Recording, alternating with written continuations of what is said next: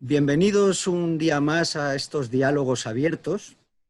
Hoy tenemos con nosotros a Javier Torrox, que es escritor y periodista.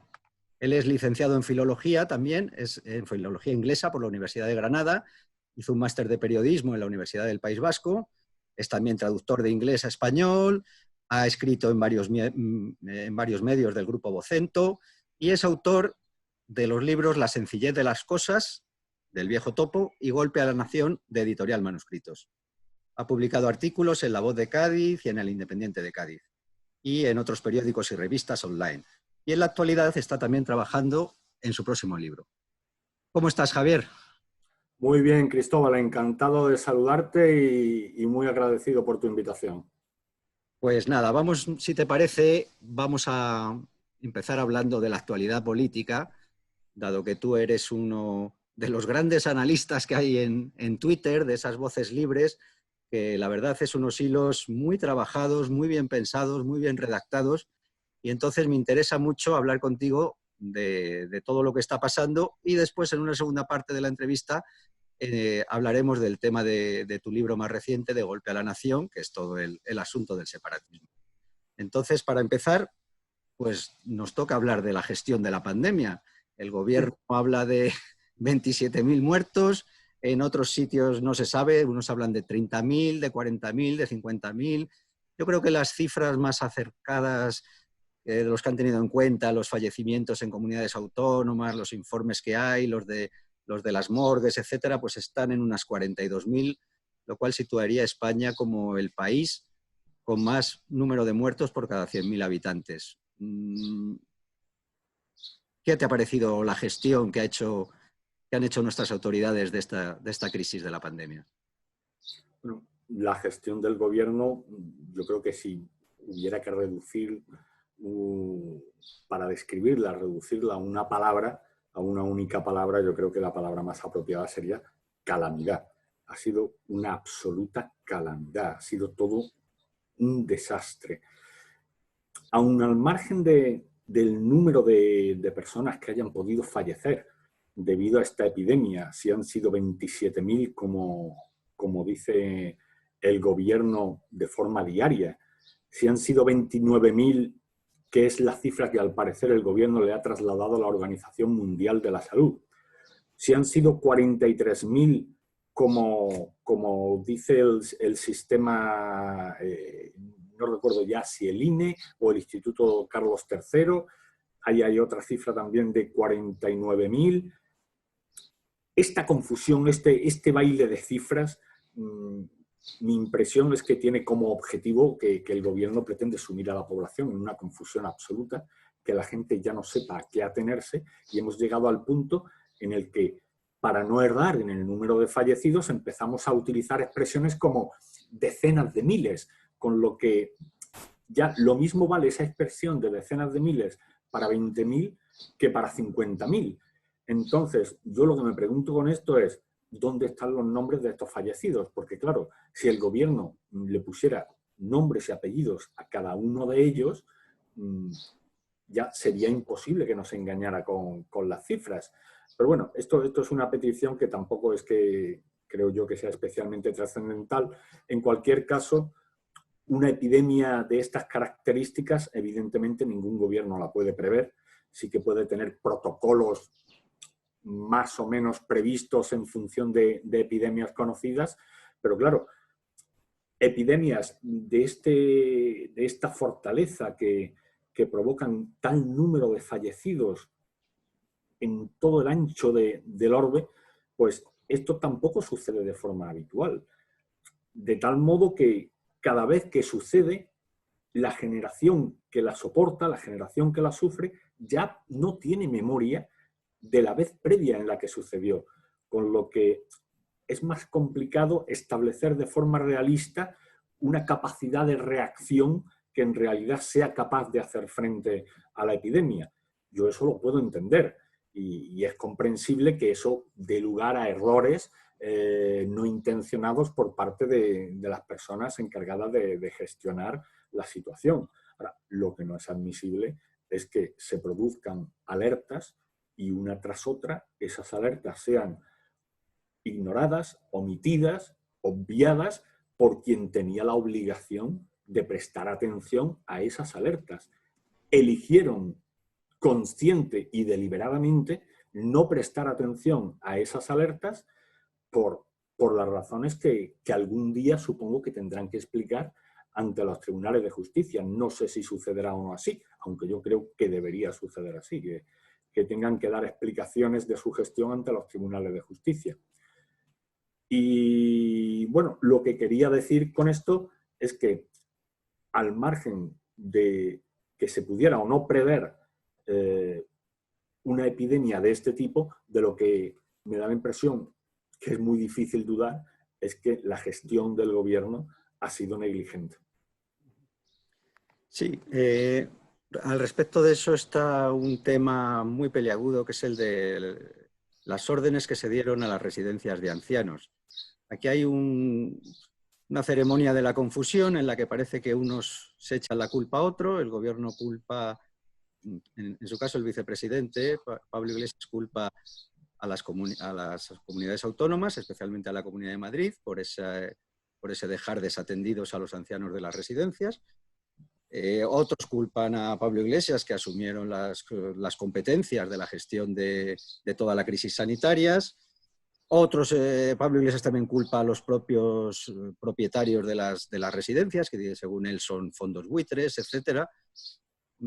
¿Qué opinas tú? Porque también a lo mejor la gestión de otros, no solo del gobierno, tampoco ha sido muy aceptable, ¿no? No sé cómo lo ves. Al margen de la gestión, de cómo podamos llegar a calificar la gestión de las residencias de ancianos en cuanto a cómo se vieron afectadas por la pandemia y demás, hay algo que hoy se trata de poner en duda por parte del gobierno, pero no debería haber dudas al respecto, porque son cosas que sucedieron hace tan solo 3 meses. Todos pudimos ver en televisión al señor Sánchez, al señor Illa y al señor Iglesias asumir el mando único de la respuesta a la epidemia. De hecho, el estado de alarma fue una reclamación de toda la sociedad que estábamos pidiéndole al gobierno: asuman ustedes un mando único para que haya una única gestión y una única respuesta y responsabilidad en la gestión de la crisis. Tardaron varios días en dar este paso. Vamos, de hecho, tardó una semana en entrar en vigor el estado de alarma. El objetivo del estado de alarma era unificar la gestión. Que ahora nos digan que no, que la gestión no estaba unificada, que las comunidades autónomas mantenían la responsabilidad absoluta de sus competencias, entonces el estado de alarma se declaró o no se declaró. ¿Asumió sí o no el gobierno de la nación el mando único de la gestión de la respuesta a la pandemia? No solo el mando único, sino que además, tanto el señor Sánchez como el señor Illa y el señor Iglesias hablaron, y así está escrito en el BOE, en el Boletín Oficial del Estado, en el decreto de declaración del estado de alarma, que se unían, que se creaba una unidad de lo público y lo privado para dar respuesta a la crisis. Esto ya unifica las residencias tanto de titularidad pública como de titularidad privada. Y si existía un mando único, ese mando único, la responsabilidad caía en el Poder Ejecutivo, que aun estando la responsabilidad en el Poder Ejecutivo, la gestión de las residencias públicas siguiera en manos de las comunidades autónomas, hombre, eso es lógico, del mismo modo que la gestión de los 17 sistemas sanitarios de España seguía en manos de cada uno de esos sistemas sanitarios, de cada una de las comunidades autónomas, pero la gestión era única del gobierno, no era de cada una de las comunidades autónomas. Las decisiones se tomaban en el Palacio de la Moncloa.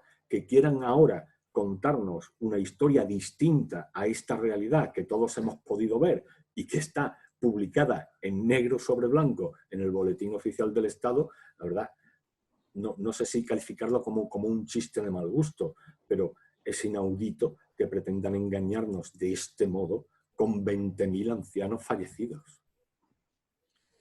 Desde luego, y aparte de esto, también parece que que el gobierno lo que hace es intentar controlar el relato y a través de sus medios afines, que son casi todos, pues se está contando que se está desviando la responsabilidad hacia las comunidades, por un lado, hacia Ayuso, etcétera. Se está intentando incluso canonizar a Fernando Simón, que se han hecho camisetas de él bastante ridículas, como si fuera una estrella del rock and roll. Y no sé si es que aquí hemos perdido la cabeza, la vergüenza. ¿Cómo explicas tú todas estas maniobras también de los medios, ¿no? Esa falta de los medios para informar y cumplir su deber, que entre otros es controlar a los que gobiernan?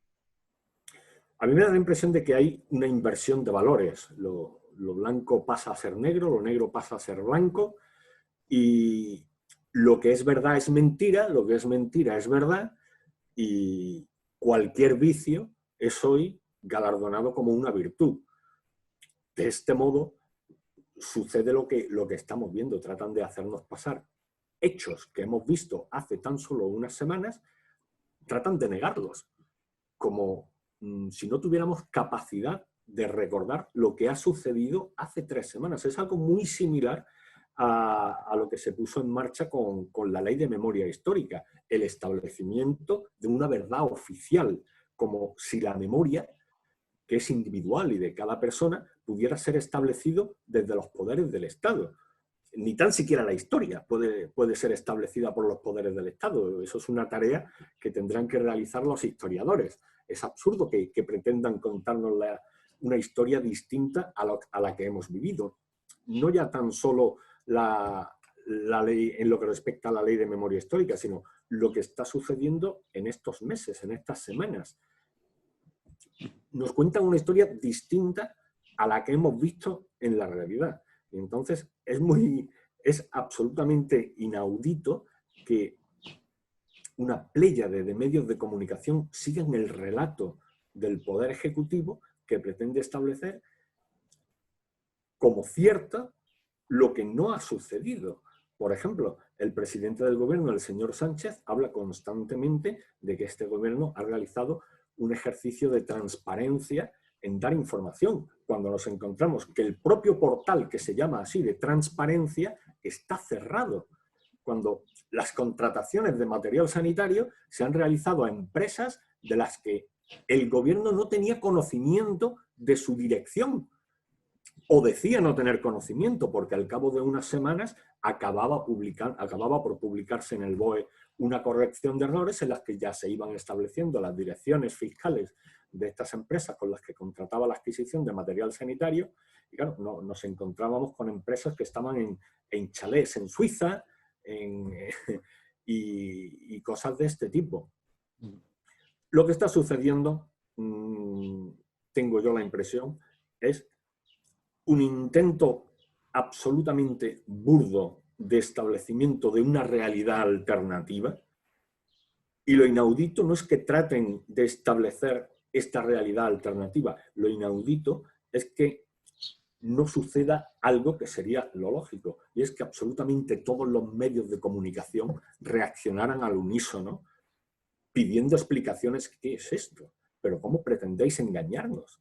Pero si os hemos visto, nos habéis dicho A y ahora que nos decís B, nos queréis decir que desde el primer momento dijisteis B. No, eso no es cierto. Y sin embargo, eso no sucede. No sucede, Javier, porque eso sucedería si aquí tuviéramos una prensa libre e independiente, pero me da la impresión que los medios son terminales de los propios partidos, y lo que hacen es pasar los informes y los discursos que interesan según pues, o al PP o al PSOE o al que toque, ¿no?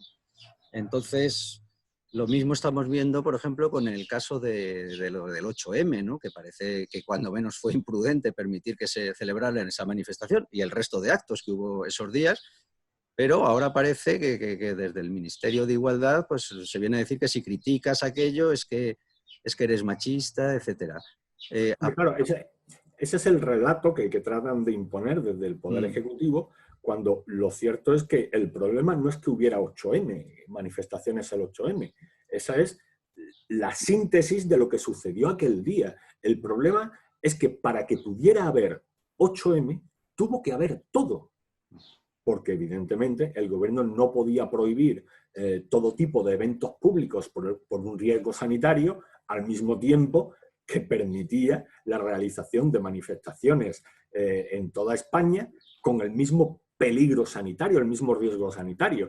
Entonces, el problema no es el 8M. El problema es que para que pudiera haber 8M, tuvo que haber de todo.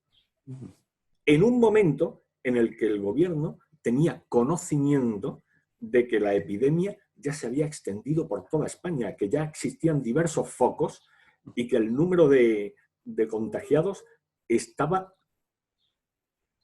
en aumento de forma exponencial. Y también un detalle, a ver, ¿qué piensas tú? ¿Tú crees que todos estos movimientos feministas que hay ahora y tantísimas organizaciones alrededor de esto, de las cuestiones de género, ¿tú crees que existirían si no hubiera fuertes subvenciones? Igual que los partidos políticos, ¿tú crees que existirían en la sociedad civil si no recibieran fuertes subvenciones del Estado? Pues creo que sí, que tal y como comentas, en caso de no existir subvenciones, este tipo de movimientos no existirían. Son movimientos retroalimentados por el Estado. Organizaciones que viven del Estado, como son los partidos, en la actualidad, que todos viven del Estado en lugar de vivir de las cuotas de sus afiliados, viven del erario, de las aportaciones que los contribuyentes son forzados a darle a los distintos partidos a través de los impuestos. Entonces, estos mismos partidos crean organizaciones que a su vez reciben subvenciones del Estado y de este modo se crea un engranaje en el que quien recibe subvenciones crea nuevas organizaciones con nuevos objetivos para que reciban a su vez nuevas subvenciones. De este modo, los partidos van realizando colocaciones de todos sus cuadros dirigentes en distintas organizaciones. Cuando no tienen el poder, pues tienen sus organizaciones, y cuando llegan al poder, pues le dan a estas organizaciones un mayor poder, creando incluso ministerios, como es el caso que está sucediendo en la actualidad, en el que se ha creado un Ministerio de Igualdad, cuando la Constitución ya establece la igualdad de todos los ciudadanos españoles bajo el imperio de una misma ley. Y prohíbe expresamente, en el artículo 14 de la Constitución, que pueda existir ningún tipo de discriminación por razón de sexo. Si existe un Ministerio de Igualdad, ¿acaso la Constitución no se está cumpliendo? No. La cuestión es hacer creer a los ciudadanos que no se está cumpliendo, que no hay igualdad, y de este modo, quien dice combatir la desigualdad necesita que exista esa desigualdad porque esa desigualdad es un medio de vida. Si no hubiera desigualdad, la que dicen que hay, carecería de sentido la existencia de un Ministerio de Igualdad, y de ese modo la señora Montero pues no sería ministra de Igualdad. Ella necesita imperiosamente la existencia de la igualdad, de lo que califica como desigualdad, aunque no exista.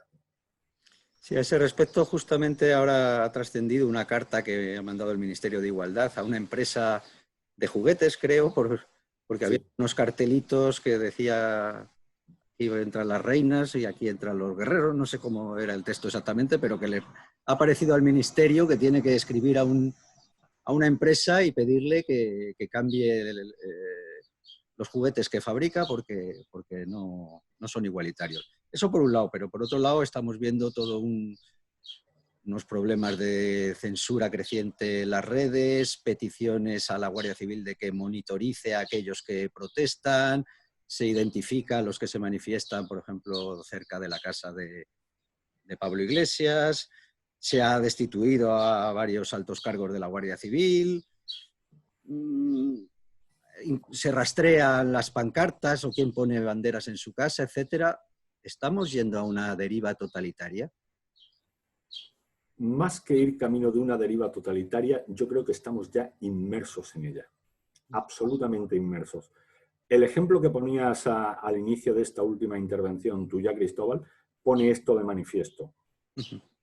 Que una institución del Estado, como es el Instituto de la Mujer, envíe con el membrete del Instituto de la Mujer, un membrete del Estado con el escudo nacional, a una empresa para comunicarle: no nos gustan tus productos, cámbialos, haz algo que me guste a mí, que soy tu gobierno, pero que no aduce para ello ninguna fundamentación legal, lo que está enviando es una coacción. Está coaccionando al empresario para que los productos que ponga a la venta sean del gusto del gobierno. Hemos llegado a un punto en el que Ortega decía en ese infame libro que es España invertebrada, decía algo muy curioso que siempre me hizo mucha gracia, que es que los visigodos, cuando llegaron a España, estaban ya alcoholizados de romanismo, estaban ya romanizados, absolutamente romanizados, borrachos de derecho romano. Del mismo modo, en la actualidad, los actores políticos españoles están alcoholizados de ideología. Y esta embriaguez les impide enfrentarse a la realidad.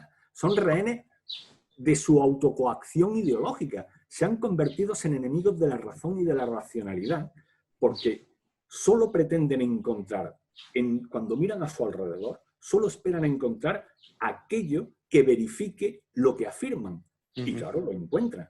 Quien quiere encontrar una piedra, mira a su alrededor y acaba por encontrar la piedra.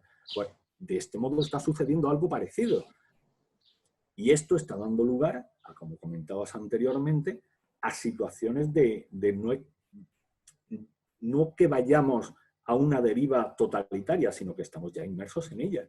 Cuando el propio gobierno se permite entrometerse en los hogares de los ciudadanos, diciéndole a las empresas que producen cartelitos que pegan los padres en las habitaciones de sus hijos qué deben decir esos cartelitos, hay mayor intromisión en la vida de los ciudadanos que esa. Y esa es la esencia del totalitarismo, la intromisión del Estado en la privacidad del hogar del ciudadano. Eso es totalitarismo al pie de la letra. Y esto además hay ahora dos puntos que te quiero comentar porque son dos cosas por lo menos, cuando menos sorprendentes. Por un lado tenemos a un vicepresidente del gobierno lanzando ataques por tierra, mar y aire a la corona, que incluso se convocó durante el confinamiento, caceroladas contra el rey, etcétera. Y por otro lado, unas declaraciones de Juan Carlos Campo, el ministro de Justicia, en el Congreso de los Diputados el otro día, diciendo que junto a la crisis constituyente tenemos también un debate constituyente. Esto dicho en el Congreso de los Diputados por el notario mayor del reino. ¿Puedes comentarnos qué te parecen estos dos actos del gobierno? Me parece lo de las declaraciones del ministro en las Cortes, me parecen un auténtico dislate. Que un miembro del Poder Ejecutivo declare unilateralmente la transformación de una legislatura ordinaria en legislatura constituyente, eso está muy cerca de ser un golpe. Muy cerca, si no lo es. Evidentemente no han tomado acciones ni de realización de una nueva constitución, pero afirmar que se está ya en situación de redactar una nueva constitución sin que los ciudadanos hayan sido apercibidos de ello, sin que los ciudadanos hayan podido elegir unas cortes constituyentes, eso es ponerle la bota en el cuello de la libertad a los ciudadanos. ¿Quiénes son los partidos para decidir que en tal momento, por arte de birlibirloque, mágicamente una legislatura ordinaria se convierte en constituyente? Eso es un atentado a la libertad. Un poder constituido no tiene capacidad para erigirse en constituyente. Y eso es lo que dijo el ministro de Justicia, Juan Carlos Campo. Eso es inadmisible, inaceptable. Es algo totalmente intolerable. No se puede consentir. Ese señor, no me asombra que permanezca en el cargo de ministro de Justicia, porque de este gobierno ya no asombra nada, pero ese señor se inhabilitó a sí mismo para permanecer al frente del Ministerio de Justicia con esas declaraciones. Y discúlpame porque esto era la segunda parte de la pregunta que me hacías. Habían mencionado algo antes previamente, pero lo he olvidado. Discúlpame. La cuestión de la monarquía, que también se ha puesto en cuestión por el propio vicepresidente del gobierno.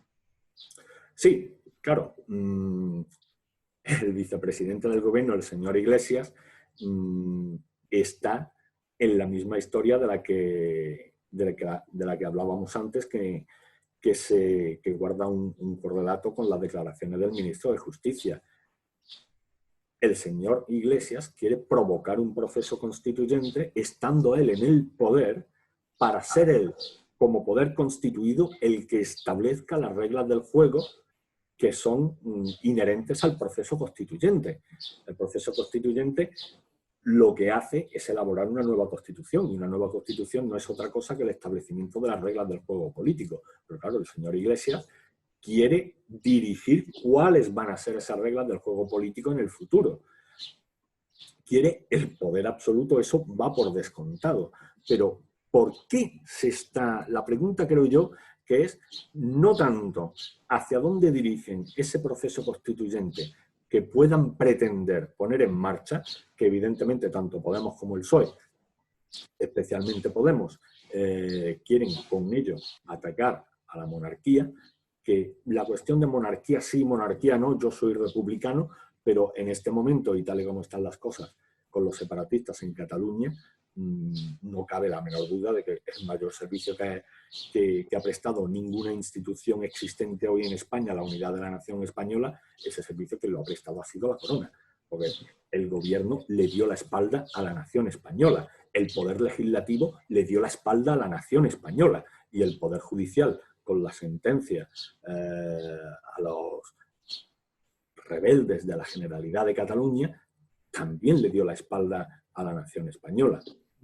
Lo que pretende en la actualidad este gobierno, con estos guiños a un proceso constituyente, la afirmación de que ya existe una crisis constituyente, o sea, hablar de que una crisis constituyente no es algo que vaya a venir, sino que ya existe, aquí hay un objetivo muy claro, ya se está estableciendo una situación actual.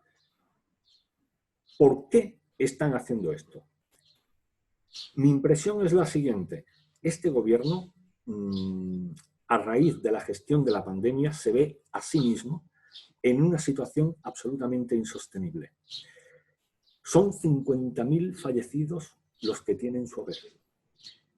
Eso es imposible esconderlo debajo de una alfombra.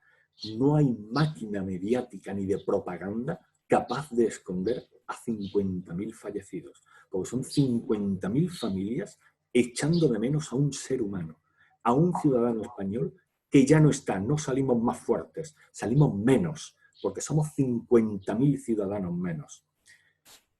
Esta situación es tal que este gobierno empieza a ser consciente, si no lo es ya, de que una salida ordenada del poder ya no es factible, porque lo que les espera a la salida son los tribunales de justicia.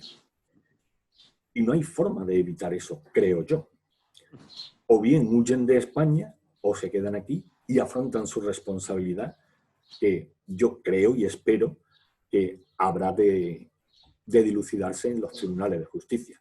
Entonces, ¿cuál es la salida para evitar esa situación en la que se pudieran ver?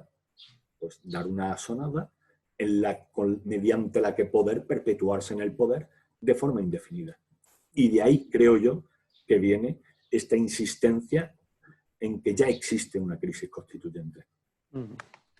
Mira, justo has hablado de una especie de golpe de Estado institucional, y esto me da pie para que pasemos a analizar los temas que tratas en tu libro, que lo voy a enseñar por aquí, Golpe a la Nación, crónica de una conjura consentida, con prólogo además de Pedro Insua.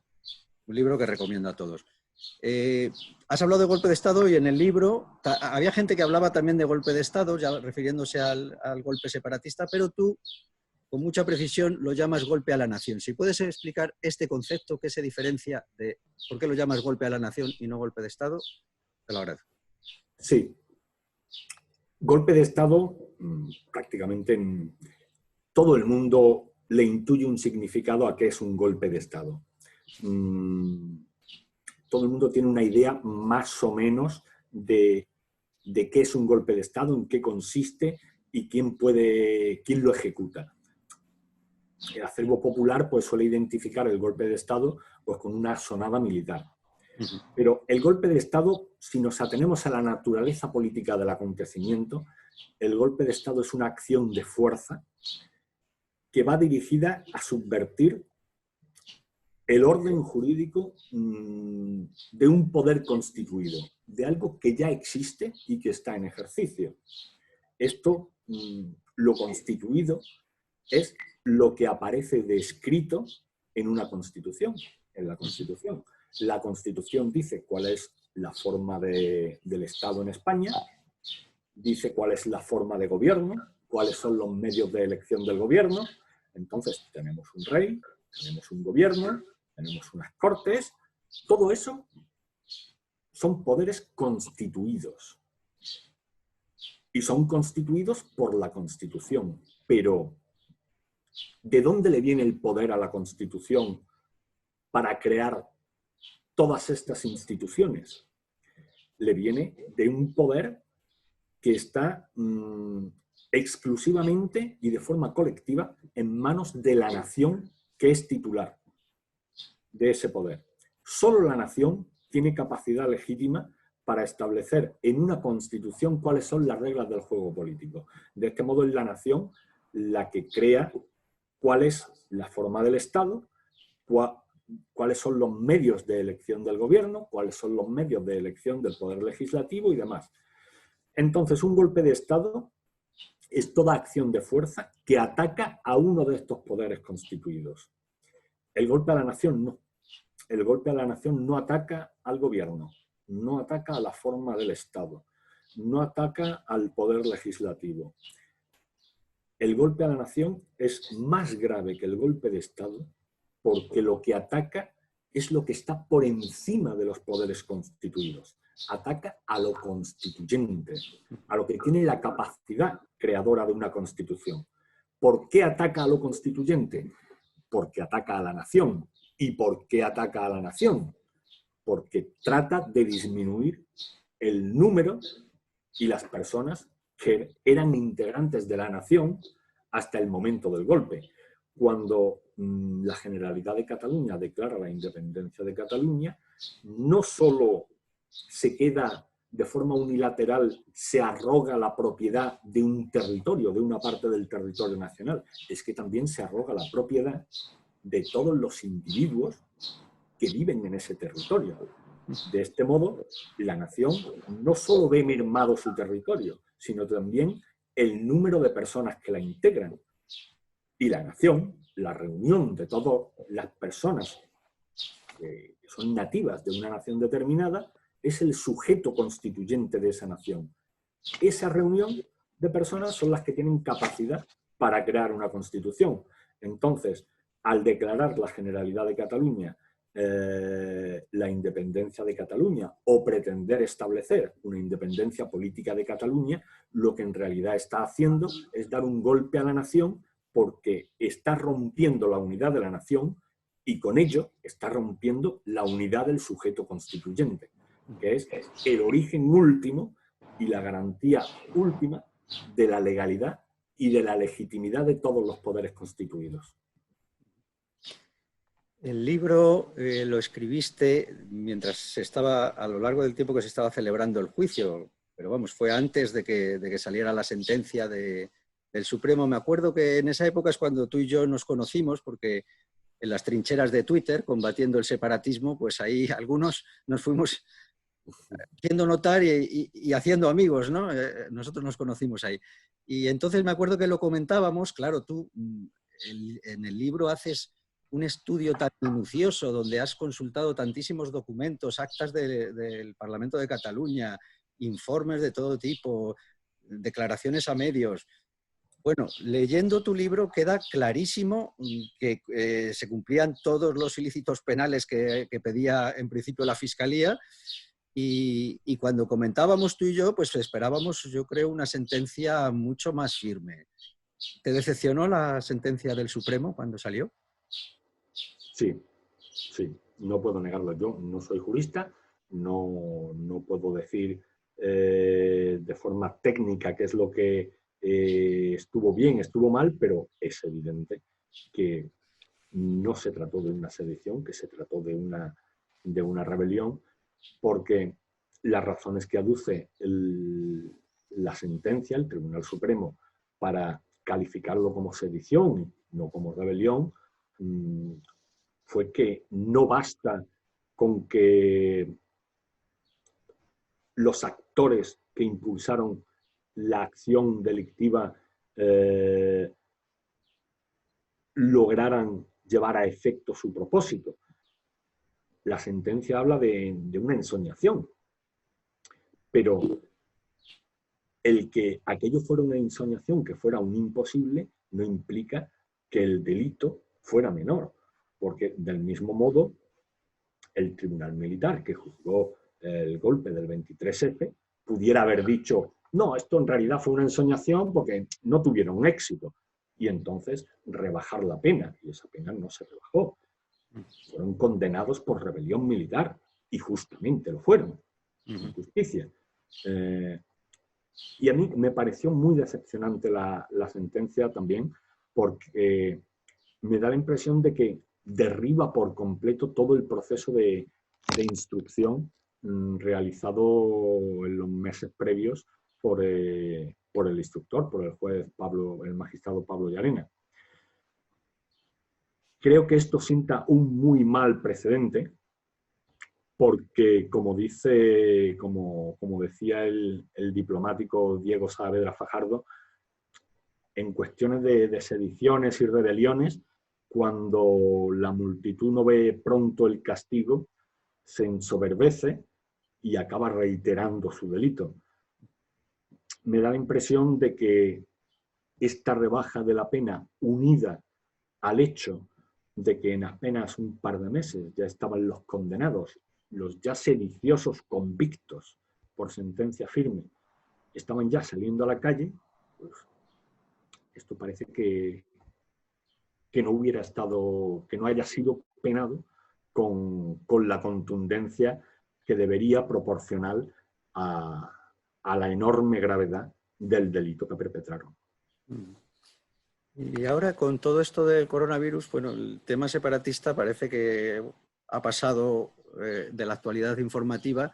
Sin embargo, pues según se va apaciguando, nos vamos acostumbrando a lo de la pandemia, pues parece que es posible que se vuelva a las andadas. Ahora ha habido también una decisión de la Fiscalía que creo que va a favorecer el proceso a Trapero, si no me equivoco. ¿Tú crees que volvemos a que se reactive ese intento de golpe a la nación? ¿O en qué situación crees tú que está ahora mismo todos estos movimientos separatistas? Yo creo que sí, que sin duda se reactivará. De hecho, en el libro me arriesgo, por así decir, comento que este golpe, esta rebelión de la Generalidad, será reiterado en el futuro de forma indefinida. Tendrá repeticiones una tras otra, unas con mayor virulencia, otras con menos, pero seguirá adelante porque el poder puesto en marcha por la Generalidad de Cataluña, mientras no encuentre enfrente un poder que le detenga, va a continuar hacia adelante, no se va a detener de forma voluntaria, no va a decir, bueno, ya hemos hecho el café lo suficiente, así que a partir de ahora, motu propio, nosotros nos detenemos y volvemos al orden jurídico normal. No lo van a hacer hasta que no encuentren algo que les detenga. Y como no lo están encontrando, pues próximamente veremos una reiteración de este golpe. No me cabe la menor duda de que va a continuar así hasta que una de dos. O bien encuentran algo que les detenga en seco y no les permita continuar adelante reiterando de forma indefinida este golpe, o bien que se produzca un contexto social que, unido también a situaciones que no podemos predecir, como pudiera ser la situación actual de pandemia, pues esto dé lugar a un contexto social en el que se podría llegar, pues, qué sé yo, incluso al enfrentamiento civil. Porque no nos engañemos, esto es muy importante.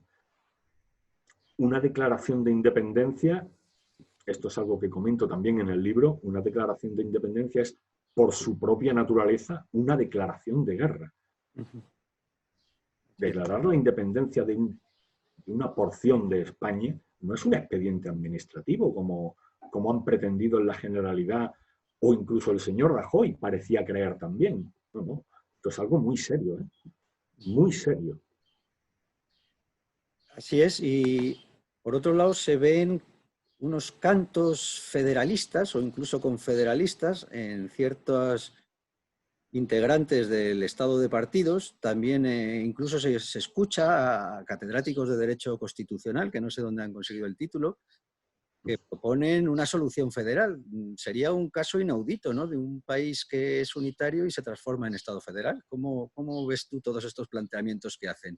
Bueno, esto es... Detrás de toda esta tensión que se ha creado con el separatismo, ¿hay otro proyecto en el que están todos? Pues yo no sé si detrás hay o no otro proyecto, pero de lo que no cabe duda es que parece ser que hay intereses en dar lugar a un Estado federal en España, lo que carece de sentido por completo. Hacer de España un Estado federal implicaría trocear España para después unirla. ¿Qué sentido tiene trocear lo que la historia ya ha unido a lo largo de los siglos para de inmediato volver a unirla? Eso no tiene razón de ser, no tiene ni pies ni cabeza. Hoy mismo en la Vanguardia un doctor en Derecho Público firmaba un artículo con esta tesis, que la solución a los problemas de la unidad de España consisten en trocear España y después esperar a que voluntariamente todos esos trozos se unan de nuevo de forma voluntaria en una federación. Eso no tiene sentido.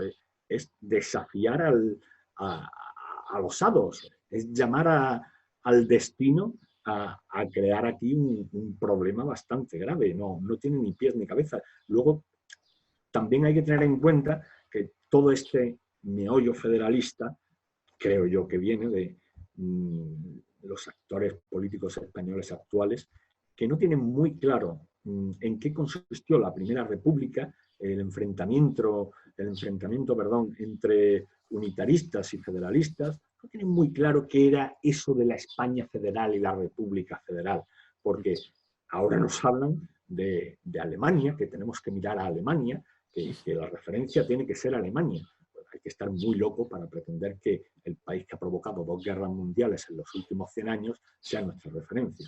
Pero bueno, aquí la gente se olvida muy deprisa de las cosas. O hablarnos de que otro modelo pues, pudieran ser los Estados Unidos. Pero es que no guarda ninguna relación ni los Estados Unidos ni Alemania con la República Federal que se intentó en España, que procedía del federalismo prudoniano que tradujo Pi Margall. Sí. Es algo totalmente distinto. En Estados Unidos o en Alemania existían comunidades políticas diferenciadas en Alemania desde la Edad Media y en Estados Unidos pues las que se establecieron con la independencia de las 13 colonias originales. Pero en España eso no existe. Lo que pretendía Proudhon y lo que defendía Pi Margall es que se establecieran de forma piramidal federaciones a partir de los municipios y que los municipios se federaran entre sí y que esas federaciones de municipios dieran lugar a federaciones mayores y que así se fuera elevando ese nivel federativo hasta alcanzar a una nación federada con un gobierno único. Pero eso es una locura. Eso es pretender trocear España en los 10.000 o 15.000 o 20.000 municipios, no sé cuántos hay en España, trocearla en 20.000 municipios para después volver a unirla. Eso no tiene sentido ni parece razonable. No lo parece y además fíjate cómo acabó aquello. Lo poco que duró, la de gobiernos que tuvo y los incluso... declaraciones de guerra entre guerras civiles que se montaron de Cartagena contra Murcia, creo. Y bueno. Me gustaría leer unas líneas de tu libro para hacerte la próxima pregunta. Dices aquí, quien sacó la rebelión no fue el gobierno, ni el 155, ni las Cortes, ni la Justicia, ni el Tribunal Constitucional. La conjura fue aniquilada por la nación española. Los ciudadanos empezaron a plantar cara a los rebeldes en la calle en la última semana de septiembre. Estaban desamparados por su gobierno y olvidados por sus diputados en las Cortes. Se enfrentaron solos a la rebelión. La españolidad dormida despertó y a su lado solo encontró al rey. La firmeza de la nación en la defensa de su propia existencia y en la reivindicación de sí misma aplastó la rebelión de la generalidad. Solo era un castillo de naipes y como tal cayó. La españolidad la derrotó. Bien, ¿tú ves a esta españolidad ahora mismo suficientemente despierta para derrotar no solo futuros intentos de separación, sino extrañas reformas que intenta el poder constituido convertirse en constituyente? ¿Tú ves que hay pulso en la sociedad civil? Sí lo hay, pero ese pulso no se da de forma ordinaria. En aquella ocasión, la sociedad española fue llevada hasta un límite. Y en ese límite, cuando alcanzó ese límite, la sociedad entera por toda España reaccionó al unísono y en un mismo sentido. Y eso fue lo que hizo imparable la reacción de la españolidad y lo que hizo caer la rebelión. Vamos, no se lo creían, no solo no se lo creían en la Generalidad, no se lo creían ni en la Moncloa, creo yo. Pero claro, para llegar a ese punto hay que escalar la tensión de tal modo que se pueda alcanzar un umbral que ya no tenga vuelta atrás. Eso es muy peligroso. La sociedad no se pasa el día pensando, yo soy de tal nación, qué bien, qué maravilla, qué estupendo. No, la gente está ocupada en sus quehaceres diarios. Es lo razonable y es lo normal. No van a estar todo el día preocupados, como sí que lo están los actores políticos, en cómo retorcer jurídicamente lo existente para derribarlo y tomar ellos más poder y tomar ellos más puestos y cargos en los que colocar a aquellas personas a las que deben sus propios cargos. No. Eso no es así. La sociedad puede reaccionar, pero para que reaccione tiene que ser llevada a un límite y eso es muy peligroso. Lo que sí que es cierto, como cuando apuntabas acerca de la sociedad civil, es que en España no hay sociedad civil. No hay. La sociedad se mueve al impulso de lo que dictan los partidos. La única ocasión en los últimos 40 años en los que la sociedad se ha movido por sí misma y ha reaccionado por sí misma, que yo tenga memoria así a bote pronto, han sido 2 ocasiones nada más. Una fue cuando el secuestro y asesinato de Miguel Ángel Blanco por parte de ETA, en la que con aquellos sucesos España entera reaccionó al unísono y sin esperar la convocatoria de ningún actor político. Y eso mismo fue lo que se produjo también en septiembre y octubre de 2017 con el intento de separación de Cataluña del resto de España en el contexto de la rebelión de la Generalidad. Pero ya te digo, yo creo que aun a pesar de que no exista sociedad civil en España y de que todo el pulso político en España esté en manos de los partidos, que son los que dictan la agenda constantemente, la sociedad civil carece de agenda y carece de capacidad de imponer su agenda a los actores políticos, que sería lo razonable y lo saludable políticamente. Al no haber sociedad civil, las cosas se pueden tensionar hasta escalar al punto en el que la sociedad explota y ya reacciona. Y entonces, lo que pueda suceder ahí, nunca se sabe qué pueda suceder, en qué sentido, porque me da la impresión de que la gente empieza a no sentir como razonable o a percibir como razonable las acciones del gobierno, tanto en la gestión de la pandemia como en las salidas que parece ser que el Poder Ejecutivo pretende darle a esta situación. ¿Y tú crees que podemos hacer algo los ciudadanos por nuestra cuenta? Aparte de estas cosas que hacemos, como hacer entrevistas por redes, intentar romper el oligopolio mediático. Pero bueno, aparte del oligopolio mediático, aquí tenemos una partitocracia, un oligopolio político, que hace que, bueno, sí, a lo mejor después de este gobierno viene otro, pero tampoco hay mucha diferencia al final entre las políticas de uno y otro. No lo sé si tú crees que sí. O cómo podemos hacer, no sé, para cambiar esto. Es que... Bueno, hacer algo para cambiar las cosas es como tener un recetario de un manual de instrucciones para, por ejemplo, para hacer gazpacho tenemos que seguir, necesitamos estos ingredientes y tenemos que seguir estos pasos. Pero claro, esto no es lo mismo. No se trata de que exista un recetario y unos pasos a seguir.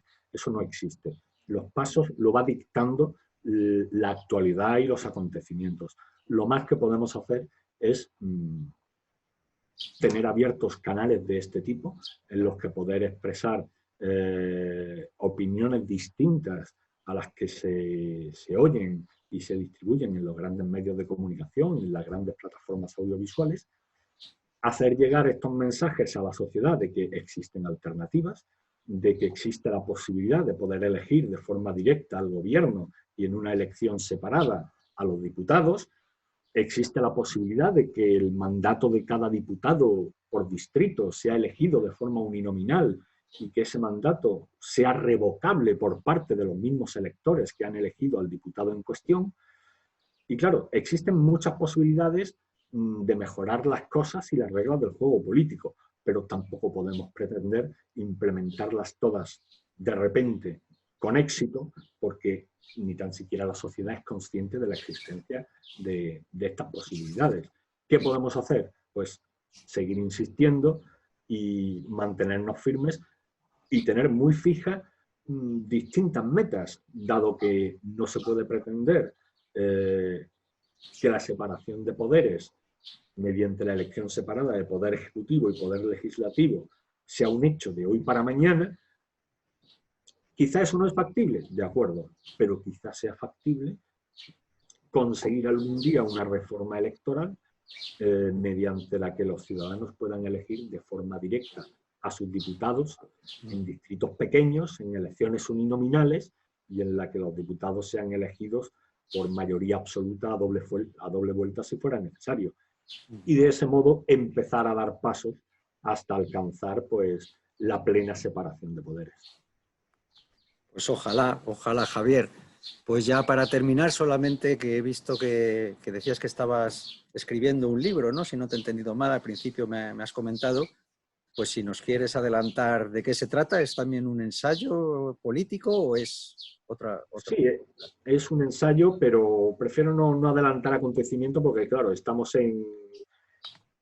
todavía en la primera fase de elaboración del libro, estoy recopilando información y demás, y nunca se sabe, cuando empiezas a recopilar información, nunca se sabe por dónde te puedan llevar los hechos, que puede ser por un camino totalmente distinto al que uno pudiera tener previsto inicialmente. Bueno, pues ya nos avisarás cuando lo tengas preparado para que estemos informados y para leerlo. Seguro que estará muy bien como tus 2 libros anteriores. Pues, muchas gracias. Muchas gracias, Javier. Creo que bueno, se ha hablado de temas importantes, has dado opiniones que no se suelen escuchar, desde luego en los medios oficiales nunca, aquí por internet un poco alguno hay, pero bueno, que nos estamos sumando a esta libertad en las redes de poder hablar reflexionando y sin cortapisas y sin censura. Entonces te agradezco muchísimo que nos hayas concedido esta hora de tu tiempo y nada más, me despido de ti. Si quieres añadir cualquier cosa, pues adelante y hasta la próxima. Pues nada, tan solo agradecerte a ti la oportunidad de emitir mis opiniones y agradecerte la invitación. Pues encantado, Javier, ha sido un placer. Cuando saques... Igualmente. Seguro, si seguimos aquí emitiendo, estarás otra vez con nosotros. Estupendo. Un fuerte abrazo. Muchas gracias, Javier. Un abrazo y a todos, pues nada, despedir ya la emisión, daros las gracias a los que la habéis seguido y pediros que os suscribáis al canal, que deis a la campanita de notificaciones y que ahí seguimos luchando por la libertad de expresión y por la libertad de pensamiento. Gracias a todos y hasta el próximo programa.